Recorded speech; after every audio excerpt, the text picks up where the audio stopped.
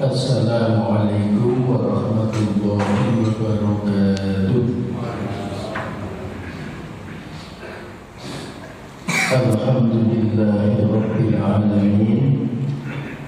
Wassalatu wassalamu ala asyrafil anbiya'i wal mursalin wa ala alihi wa sahbihi ajma'in, amma ba'du. Ibu-ibu, saudara, bapak-bapak ingkang saya kula hormati, alhamdulillahirabbil alamin. Wonten ing kesempatan injang menika kula panjenengan sami sadaya sareng-sareng tindak wonten ing masjid saperlu salat subuh berjamaah kalajengaken tolabul ilmi, pengawasan mencari ilmu. Mudah-mudahan dengan kajian pada hari ini, pada pagi hari ini, bisa menambah keimanan serta ketakwaan wonten ngarsaning Allah Subhanahu wa taala. Amin ya rabbal alamin. Sholawat salam kita tetepaken dumateng junjungan kita Nabi besar Muhammad sallallahu alaihi wasallam ingkang pinjam bagi kita suwun syafaatipun lan insyaallah kanthi syafaatipun dosa-dosa kula panjenengan sami saged dipun paringi pangapunten amalanipun kami saengga dipun werbetaken wonten swarganipun Allah Subhanahu wa taala. Amin ya rabbal alamin. Ibu-ibu, saudara bapak yang saya kula hormati, kula lan panjenengan sami wonten ing zaman ingkang saya pacen semakin maju menika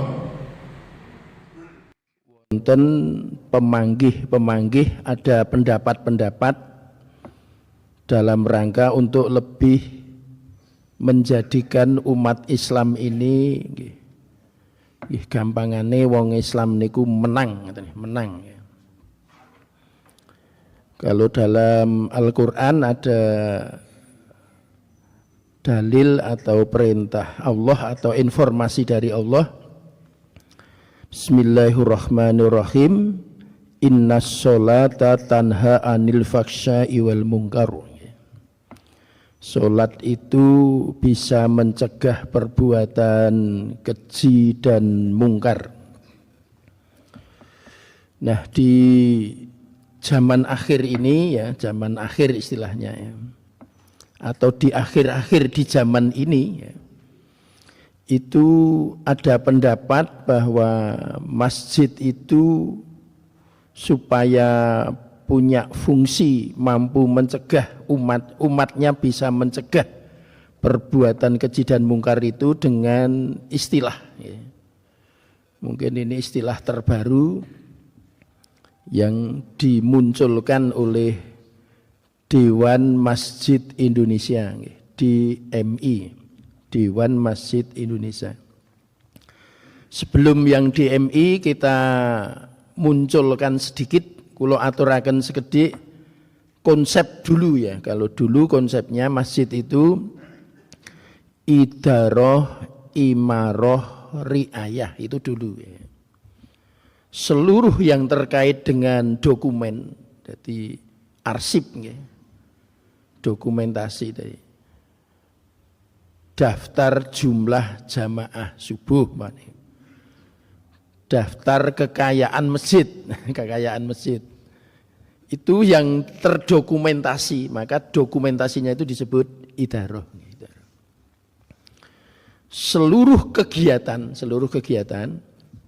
itu namanya imaroh, seluruh kegiatan, mulai dari sholat, penyembelihan hewan kurban, berwudu, TPA, kegiatannya, pengajian remaja, itu kegiatannya seluruhnya masuk namanya imaroh. Tapi kegiatannya itu ketika didokumentasikan, maka dokumentasi itu namanya idaroh. Jadi idaroh itu seluruh dokumen, catatan, administrasi, baik kekayaan masjid maupun kegiatan masjid. Terus ditambah dengan satu hal namanya riayah. Riayah itu ya ada perkembangan. Kalau dulu ketika ada penilaian tentang masjid itu, riayah itu hanya sekitar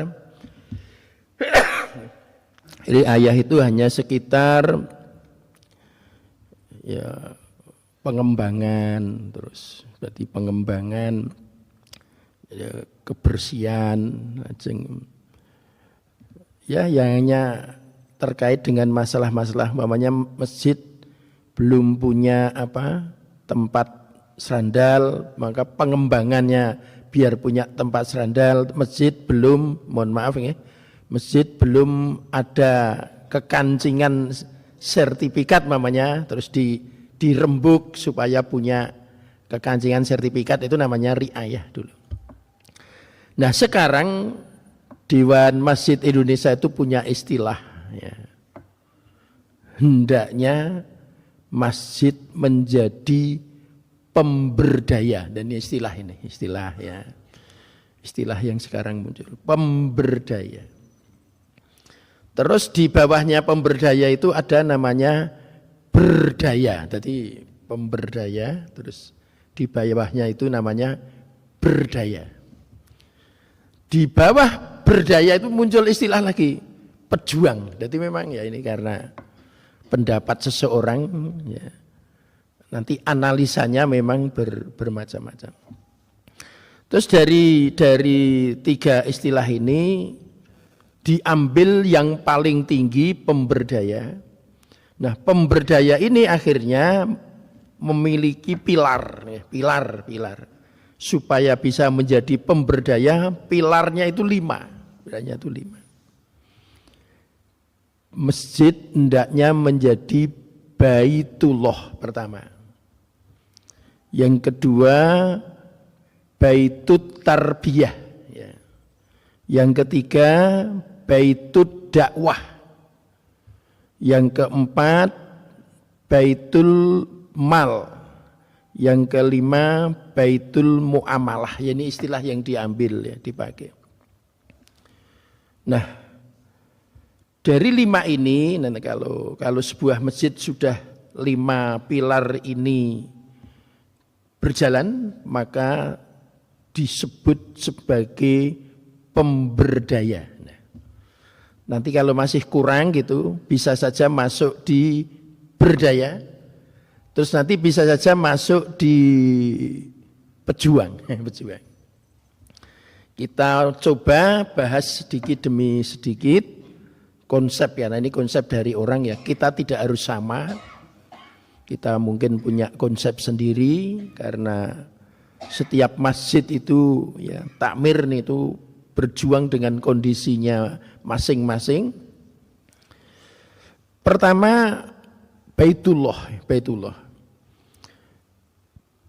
Pilar Baitullah ini pokoknya masjid untuk urusan sholat itu beres. Itu berarti sudah masuk kriteria pertama itu Baitullah. Jadi, imam terdaftar, muadzin terdaftar, ada jadwalnya.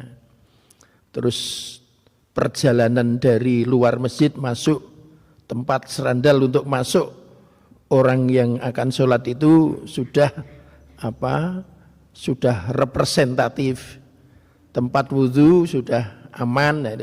Jadi Baitullah ini yang penting orang mau melaksanakan sholat, komponennya yang terkait dengan masalah sholat itu seluruhnya terselesaikan. Itu berarti sudah masuk Baitullah, sudah selesai. Yang kedua yaitu Baitud dakwah, Baitud dakwah. Jadi sebenarnya tarbiyah dengan dakwah itu ya, kalau di kampus itu kan ada jurusan dakwah, jurusan tarbiyah. Baitud dakwah artinya masjid itu sudah punya program, yang program itu terkait dengan, jadi pengurusnya itu sudah dikembangkan untuk menjadi juru dakwah, walaupun juru dakwah di masjidnya sendiri. Jadi di masjid itu sudah diprogramkan bahwa pengurus dan sekelilingnya itu diprogramkan untuk mampu menyampaikan pesan-pesan agama. Kalau teori lain itu memang mengatakan nganggo tetembungan tepat, bisa memilih sasaran yang tepat, pakai metode yang tepat, dengan mubalik yang tepat, bahkan ada istilah strategi yang tepat. Saya dulu ketika masih muda pernah sowan seorang tokoh. Dulu saya tahu bapak tokoh itu khotib di sini, khotib Jumat di sini. Namanya Pak Haji Slamet Raharjo.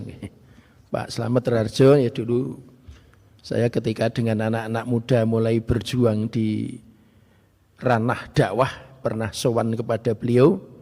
Ketika sowan beliau mengatakan jangan lupa strategi dakwah itu. Beliau menyampaikan tentang strategi dakwah. Kami beberapa anak muda itu sowan wonten dalemipun. Piyambakipun memberikan wejangan kepada kami yang muda-muda khususnya terkait dengan strategi dakwah. Ibu-ibu beserta bapak-bapak yang kami hormati. Jadi program yang mengedepankan supaya dari jamaah dan lingkungan itu nanti di masa depannya itu supaya punya kemampuan menyampaikan pesan-pesan agama, dan pesannya itu pakai istilah tepat tadi, mubalik yang tepat, strateginya tepat, pakai metode yang tepat, sehingga sasarannya pun tepat, artinya bisa pas. Dan ini memang dilakukan oleh Nabi kita, Nabi besar Muhammad Sallallahu Alaihi Wasallam. Sehingga muncul ataupun ada kaidah khatibun nas ala qadri ukulihim. Jadi menyampaikan sesuatu itu apalagi tentang agama itu dengan melihat kadar keintelektualan yang akan menerima. Maksudnya yang akan menerima itu pasnya itu materi seperti apa dengan metode seperti apa. Itu yang sering dibahas khatibun nas ala qadri ukulihim. Ya, nanti sedikit-sedikit dulu. Jadi namanya pertama tadi Baitullah, yang kedua Baitud Dakwah. Ya. Kalau ini dalilnya banyak ya, ada Surah Ali Imran ayat 104 ya. A'udzubillahi minasyaitonirrajim. Bismillahirrahmanirrahim.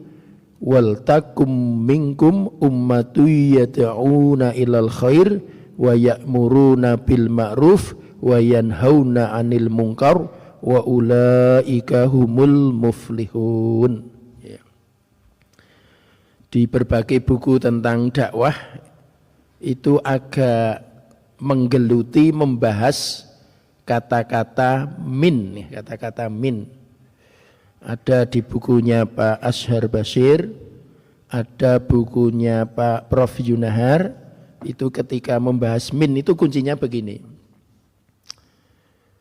Bisa saja dakwah itu menjadi wajib secara pribadi. Bisa saja wajib secara sosial atau kebersamaan. Maka dari itu yang penting itu ada yang ajak-ajak. Ajak-ajak itu kalau mampu sendiri, kalau mampu berani, tapi kalau tidak mampu bisa bersama-sama. Parmiro kulolan panjenengan sami nek wanci wantun berani mengajak sendiri itu ya bagus. Dewe nggih, dewe ajak-ajak.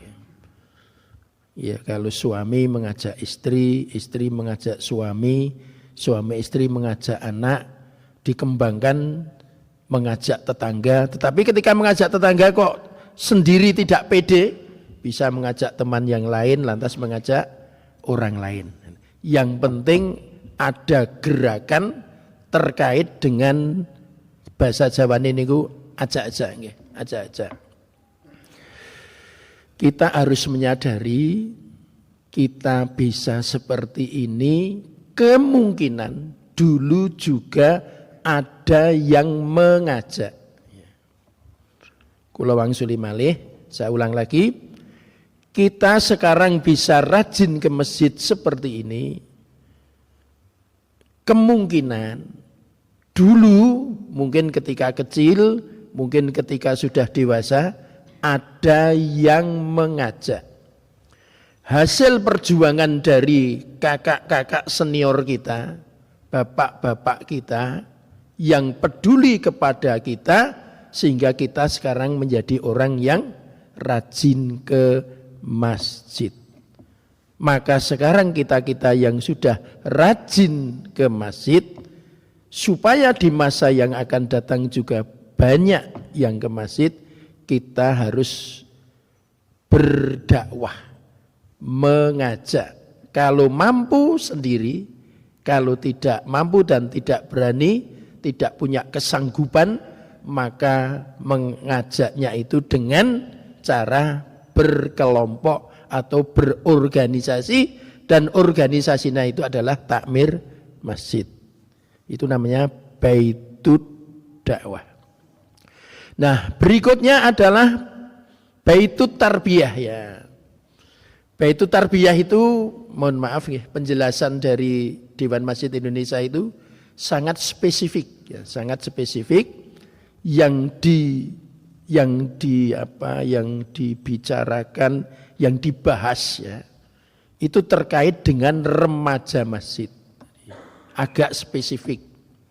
Ketika berbicara tentang baitut tarbiyah, itu yang banyak dibahas itu remaja. Bismillahirrahmanirrahim. Yarfa'illahu alladzina amanu minkum walladzina utul ilma darajat. Surat Al-Mujadalah atau Al-Mujadilah. Ayat 11-nya. Jadi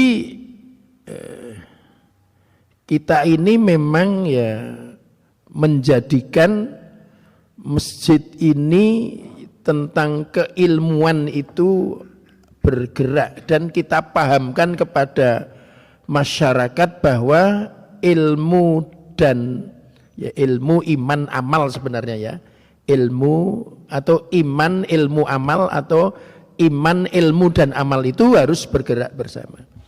Dan ketika bicara baitut tarbiyah ini dititik beratkan, hendaknya masjid itu memberikan peluang yang besar untuk bergeraknya remaja. Maka remaja masjid itu harus digerakkan dan diberikan kelonggaran, diberikan porsi ya. Porsi yang cukup longgar untuk regenerasi, karena kita-kita yang sudah 60 70, 80 tahun ini harus sudah mempersiapkan diri maksudnya mengkader kepada remaja kita. Syukur mulai 30 sudah kita kader, 40 sudah mulai kita kader, apalagi sudah 50, ini sudah. Jadi kalau ketua umpamanya 60 ya, wakil yang 50 ya, sekretaris yang 40, nah itu akhirnya nanti terjadi regenerasi yang bagus. Jadi mangkih kula lan panjenengan sami ingkang sampun sepuh ya, yang sudah tua ini rasanya ibadah itu ya khusyuk ya. Ya khusyuk. Ternyata generasi seadikku sudah peduli. Ternyata 20 tahun generasi di bawahku sudah ada persiapan. Nah itu disebut dengan baitut tarbiyah. Nah kalau sekarang alhamdulillah sudah TPA. Berarti kalau sudah TPA, Taman Pendidikan Al-Quran, jadi Taman Kanak-Kanak Al-Quran, Taman Pendidikan Al-Quran, Taman Kanak-Kanak Al-Quran, Taman Pendidikan Al-Quran, kalau itu sudah ada, ya tinggal nanti dikemas, lulus TPA, ini wadahnya. Setelah TPA ini wadahnya, setelah itu ini wadahnya. Nah, wadah-wadah dari lulus-lulus itu kita persiapkan dengan sebaik-baiknya. Nah, ini dinamakan dengan Baitut Tarbiyah. Lantas muncul lagi istilah namanya Baitul Mal. Ya, ini mohon maaf karena pendapat orang kita sampaikan apa adanya. Baitul Mal. Hendaknya masjid itu ya seluruh pengurusnya, syukur lingkungannya paham betul bahwa kalau memiliki harta yaitu ketika harta sudah sampai ke nisabnya, haul dan nisabnya, maka dia dengan sukarela itu zakat, ya zakat. Tapi kalau belum sampai di situ ya minimal ya rajin sodakoh, syukur ya infak, sodakoh, lantas zakat itu. Nah, ini berarti perlu ada usaha-usaha. Pertama memberitahu secara keilmuan, ini loh ilmu agama seperti ini, terutama kepada orang-orang yang memang dari sisi harta itu oleh Allah ditakdirkan menjadi memiliki harta yang cukup banyak.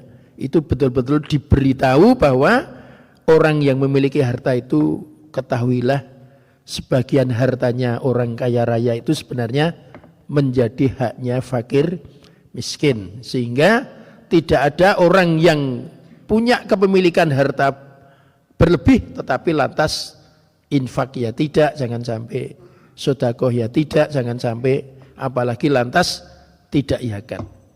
Nah itu dari mulai infak, sedekah, mungkin kalau dikembangkan ada wakaf, lantas ya sekarang ada wakaf bermacam-macam, itu seluruhnya tercukupi atau bisa dilaksanakan oleh lembaga atau kelembagaan di dalam takmir masjid itu. Sehingga penguatannya itu ada di dua hal.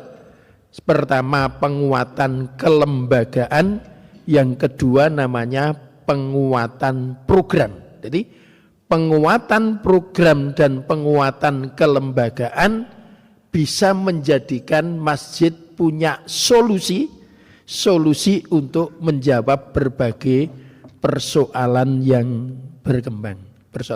Jadi solusi setelah ada penguatan lembaga dan kelembagaan dan penguatan program sehingga masjid punya namanya solusi. Nah, solusi itu termasuk menjawab kaidah tadi, khatibun nas ala qadri ukulihim. Jadi kondisi masyarakat bisa terdeteksi secara maksimal oleh takmir masjid sehingga pergerakan di takmir masjid itu menjawab persoalan yang ada di dalam masyarakat. Tetapi ada catatan, kami saya dulu sebagai takmir juga pernah mendapatkan masukan dari jamaah ya. Pak Kirman itu ya memperhatikan yang belum ke masjid itu penting, tetapi yang sudah di masjid ya, yang sudah berangkat itu harus mendapatkan perlakuan yang lebih istimewa. Itu dulu usulan dari jamaah. Jadi usulanipun menika ya mikirke sing durung ning masjid ki ya penting, ning sing wis ning masjid ki ya digatekke sing tenanan, diopeni sing tenanan. Jadi memang kita yang sudah ada ini harus sudah mendapatkan pemberlakuan bersama-sama lebih hebat supaya kenceng ya, harapannya dengan yang di dalam ini sudah kenceng nanti bisa bersama-sama itu. Kalau dulu Saya masih ingat pesan orang tua dulu. Ketemu bakal nemu. Saya ulangi lagi di pesanan orang tua dulu. Ketemu bakal nemu. Maka kalau orang sudah ketemu di masjid, itu yang ketemu di masjid itu yakinlah itu yang diajak untuk maksimal bermusyawarah. Jadi memusyawarahkan masjid itu ya dengan teman-teman yang sudah rajin ke masjid.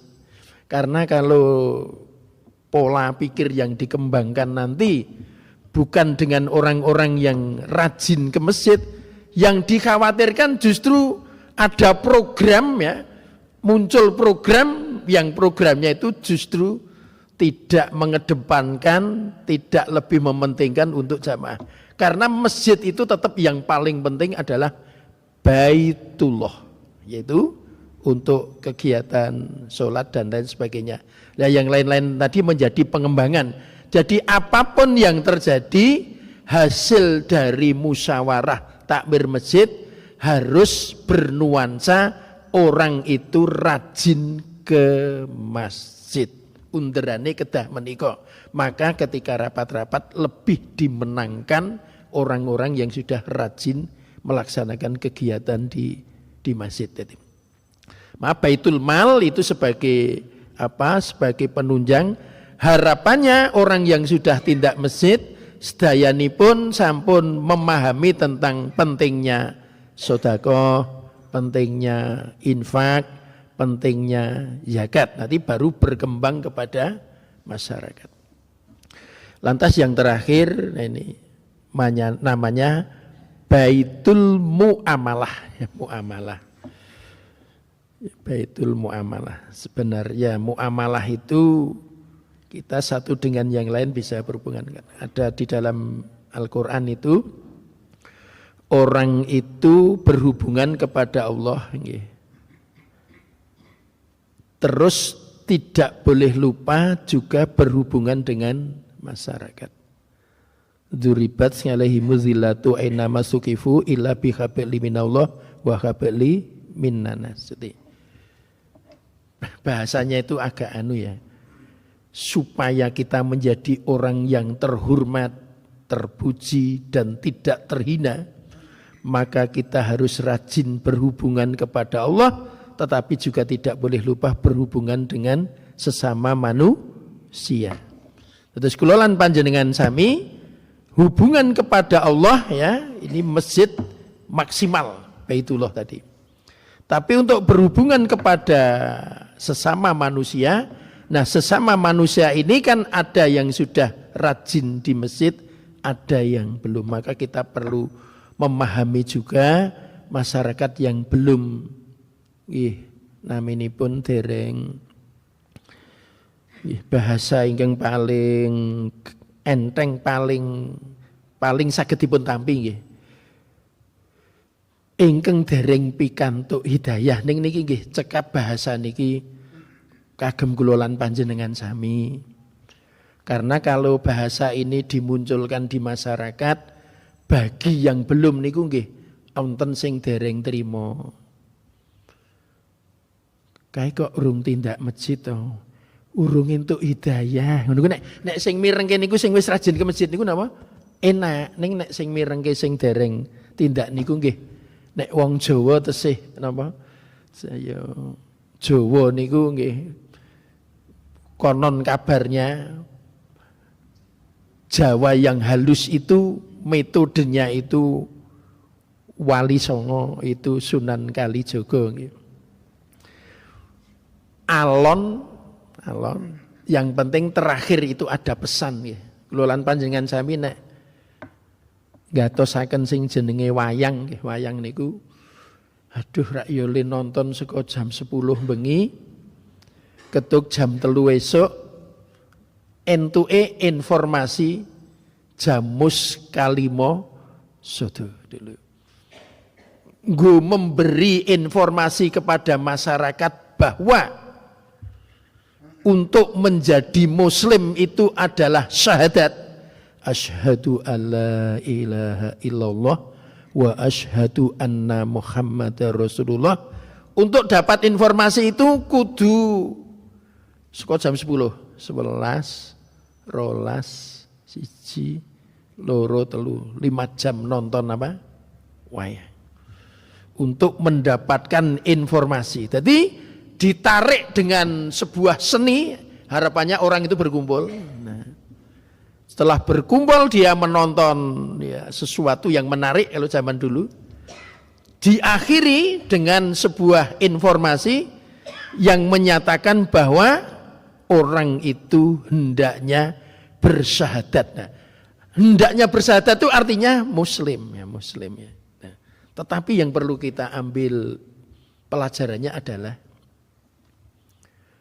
wayang zaman biyen kuwi mesti diwiwiti bar ngisak rampung sadurunge subuh. Niku yang perlu kita catat.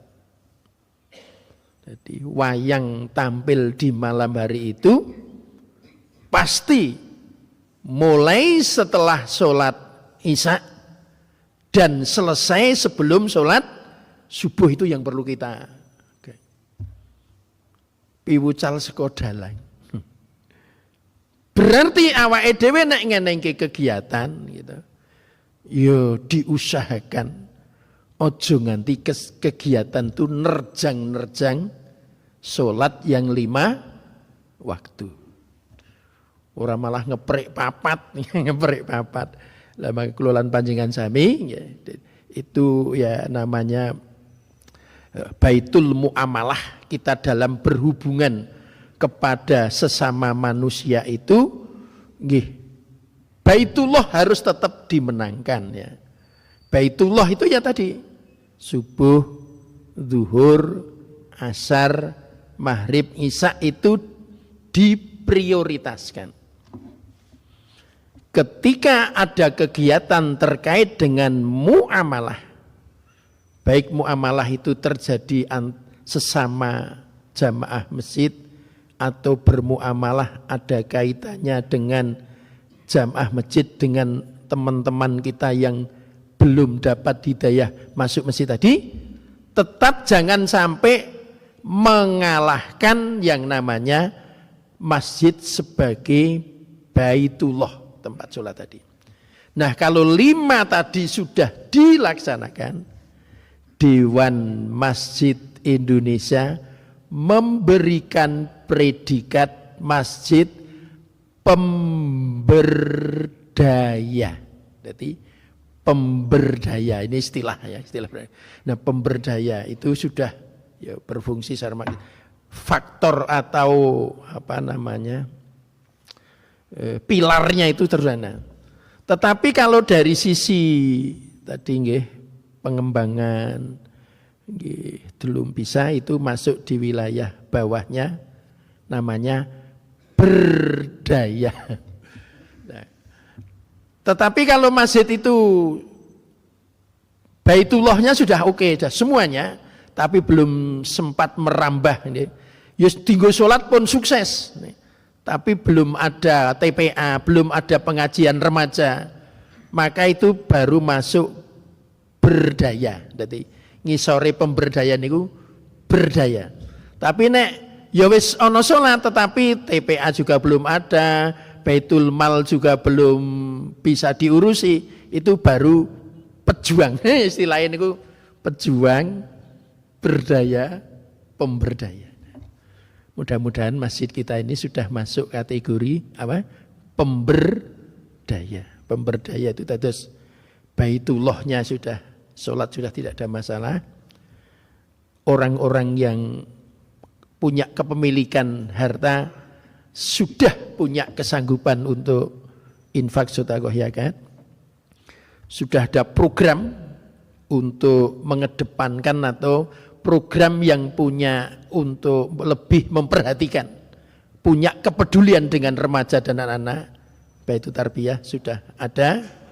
Program untuk memikirkan tetangga, terus ada juga program untuk memberikan pengetahuan lebih tentang agama bagi orang yang sudah di dalamnya dengan harapan ikut berkiprah untuk bermasyarakat dalam artian memberikan informasi tentang kewajiban sebagai muslim.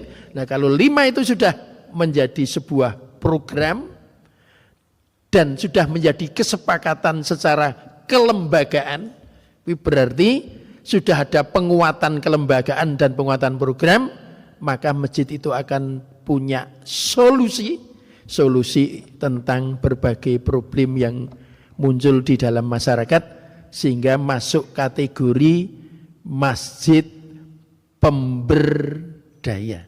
Jadi masjid pemberdaya itu memiliki 5 pilar: Baitullah, Baitud dakwah, Baitud tarbiyah, Baitul mal, Baitul muamalah. Ini informasi terbaru yang muncul di masyarakat kita dan sekarang mulai bergerak. Alhamdulillah, hampir semua masjid, hampir semua lembaga ketika ada informasi tentang bencana dan bencana itu menimpa atau masyarakat kita, umat Islam, lantas ada gerakan, apalagi gerakan itu sudah muncul dari masjid, ini berarti masjid itu insya Allah sudah mendekati seperti yang diprogramkan oleh Dewan Masjid Indonesia, yaitu menjadi masjid namanya pemberdaya. Ibu-ibu yang hormati, saya memunculkan 2 istilah lagi yang dulu jadi guru kami. Konon kabarnya murid sing apik ya murid sing kelingan karo gurune. Ada 2 tokoh ya, ini saya dua-duanya sudah almarhum ya. Kalau yang di Sleman ya Bapak Kiai Haji Muhammad Nur yang ngajari kami tentang sholat dulu. Kalau di Jogja itu Bapak Suprapto Ibnu Jurem. Saya juga mengambil salah satu santri pesantren Ibnu Jurem ya. Kebetulan menjadi imam masjid besar di Masjid Agung. Itu yang menjadi pimpinan pesantren Ibnu Jurem tahfiz Quran. Itu kami undang ya untuk memberikan pembelajaran ya. Tidak hanya dengan kami ya. Bapak Ibu hormati nggih. Kami dulu masih ingat ya. Saya dulu masih tahun berapa saya pernah menjadi moderator yang ngisi itu Pak Kiai Haji Ahmad Asyhar Bashir ya. Itu yang bukunya Pak Haji Yurkoni nggih sampun kagungan gitu. Saya dulu masih mahasiswa semester berapa saya agak lupa gitu. Tapi saya belum lulus ya. Saya pada waktu itu belum lulus. Salah satu dosen kami itu mengajak nih. Jadi pinter ya. Dosen kami itu mendidik mahasiswanya itu menurut saya dulu medeni ning nyenengke. Dan saya bisa mengambil manfaat ketika sekarang sudah tua niki. Dosen saya itu dulu pas ada training di Suronatan, trainingnya di Suronatan. Dosen kami itu meninggalkan ruangan itu, pergi entah kemana kita tidak tahu. Itu meninggalkan pesan. Pak Kirman nanti kalau jam kedua saya belum datang, tolong ya moderatornya kamu. Gitu. Itu pergi itu tidak kembali betul Pak. Padahal pada waktu itu jam yang ngisi itu Pak Kiai Haji Ahmad Asyhar Bashir, alumni Mesir. Akhirnya begitu dia ngisi saya ya menjadi moderatornya. Mahasiswa tapi kami belum lulus dulu. Nah, hanya satu yang ingin saya sampaikan di sini. Pak Asyhar Bashir itu mengatakan begini. Yang namanya masjid itu sangat tergantung kepada yang nih bahasa ini bahasa Jawa jinggelengi bahasa ini apa? Jinggelengi. Maka pola peribadatan masjid ini gumantung sapa sing jinggelengi. Karena pada waktu itu pembinaan takmir masjid di kota Yogyakarta ya. Jinglengi. Tadi memang masjid nek bosone wong sakniki nggih kudu dikeloni masjid niku dikeloni iki ya di napa? Iya. Karena nanti ya pola masjid itu akan jadi seperti apa? Ya gumantung sing jinglengi, gumantung sing ngeloni niku. Itu saya masih ingat, saya agak lupa tahun berapa, kajian di Suronatan, kami menjadi moderator, kami belum lulus pada waktu itu. Ya mungkin pokoknya sebelum 93. Kami ingat belum 93 karena tahun 93 bukunya Pak Ashar Basir itu diterbitkan oleh Mizan. Refleksi atas persoalan keislaman judulnya. Itu diterbitkan oleh Mizan tahun 93, Mizan Bandung. Lantas buku itu dibahas di Yogyakarta dengan memanggil 4 tokoh. Jadi dulu 4 bulan sekali. 4 bulan sekali itu ada namanya bedah buku. Namanya bedah buku. Nah bedah buku itu buku terbaru, buku Islam yang terbit, terbaru. Itu kita ambil. Lantas kita carikan orang pinter minimal 4 untuk membahas satu buku. Nanti dibagi. Orang ahli ini bab 1, orang ahli ini bab 2, orang ahli ini bab 3. Itu dibagi. Lantas kita pengadaan buku. Bagi peserta itu diwajibkan beli bukunya. Jadi peserta diwajibkan beli bukunya. Lantas buku itu kita bahas bersama-sama. Nah, kami di 93 itu dulu ikut pembahasan bedah buku yang judul bukunya itu Refleksi atas Persoalan Keislaman. Itu yang menerbitkan Mizan, tetapi seluruhnya tulisan Bapak Kiai Haji Ahmad Ashar Basir. Jadi kami menjadi moderator itu sebelum 93. Nah, kalau Pak Kiai Haji Muhammad Nur itu dulu memberikan penjelasan tentang sholat itu ya sisi bacaan, sisi gerakan itu harus diusahakan betul-betul ada dalil kaidahnya yang dari Nabi. Terus Bapak Suprapto namanya, Bapak Haji Muhammad Suprapto Ibnu Jurem itu mengambil kaidah sholat itu dengan inna sholata tanha anil fahsya'i wal munkar. Nanti kita gabungkan ya. Kalau digabungkan itu menjadi sangat luar biasa ya. Yang gabungkan kan kita. Ya, yang gabungkan kan murid-muridnya ya. Karena saya murid ke sana dan ke sana, nanti kita gabungkan. Jadi berarti walaupun kita sudah pinter sholat, tetap sholat itu harusnya ada kajian ya. Gerakannya, bacaannya itu ada kajian. Terus kalau yang dari Pak Suprapto Jurem itu memberikan persyaratan sholat itu 5 ya. As-sholatu fi awali waqtiha itu digerakke dhewe. Piye ben sholat ki awal waktu kan pamane gitu. Shollu kama ra'aitumuni usolli. Sholatlah engkau sekalian sebagaimana engkau melihat aku sholat. Diusahakan kita tahu ya Nabi itu seperti apa. Berarti kan kudu ngaji bab sholat. Terus diusahakan sholat itu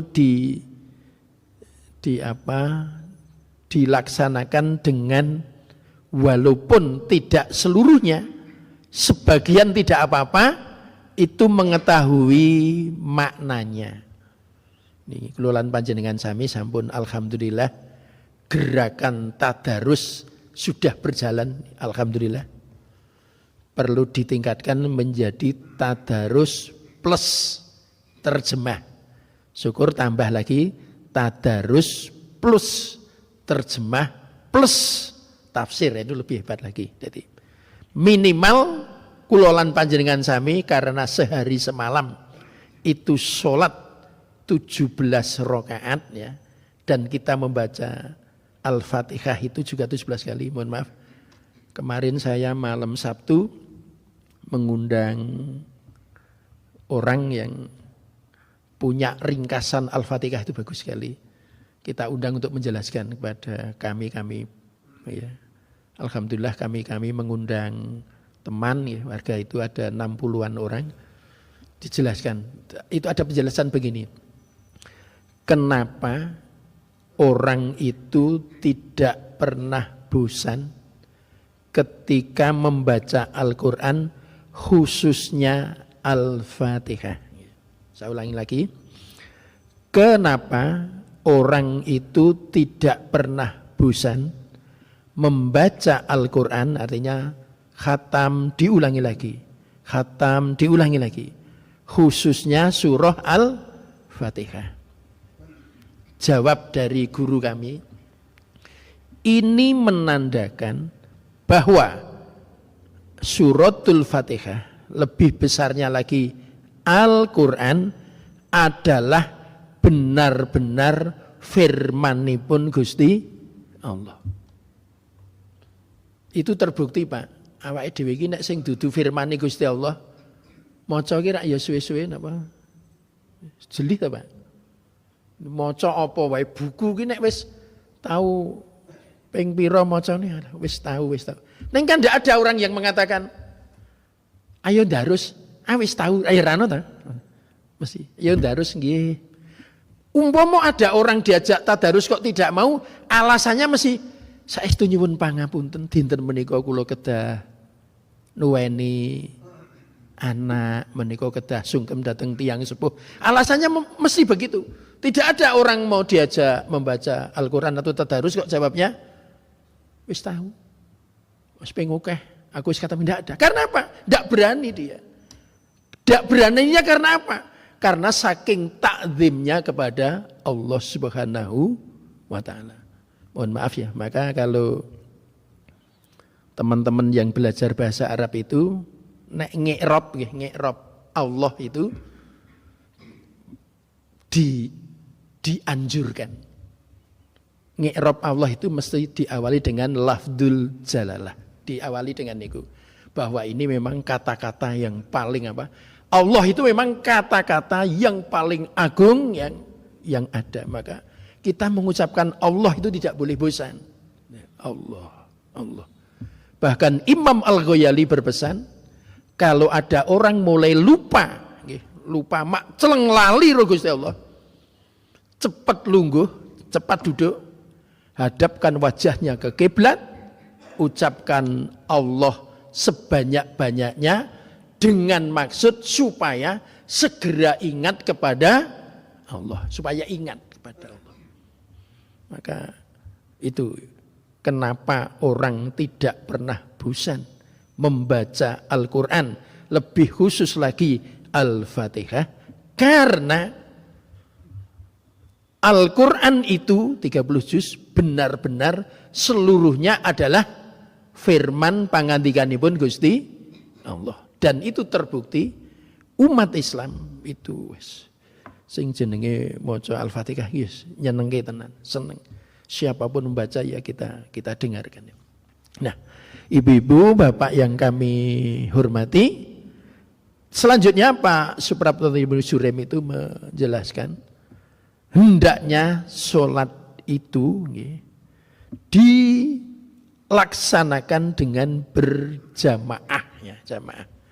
Ustadz Adi Hidayat itu berpesan, mohon maaf Bapak Ibu, kemarin saya mengisi takmir masjid 15 takmir tapi comotan ya, comotan. Ya lembaganya itu ya ngatur ya, Pak German jenengan jelaskin iki nggih. Akhirnya kami harus belajar. Setelah itu kami juga alhamdulillah kemarin mendapat kepercayaan untuk membina mubalik ya tidak banyak. Hanya sekitar berapa? Ya 70-an di kecamatan Kapanewon Kalasan ya. Itu saat ini ya pesan Ustadz Adi Hidayat itu pokoknya ya, tapi mubalik loh Pak.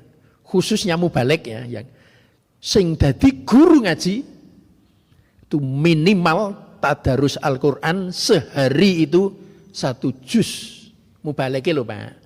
Nek jamaahnya kerso setunggal juz, 2 juz itu sudah acung napa jempol.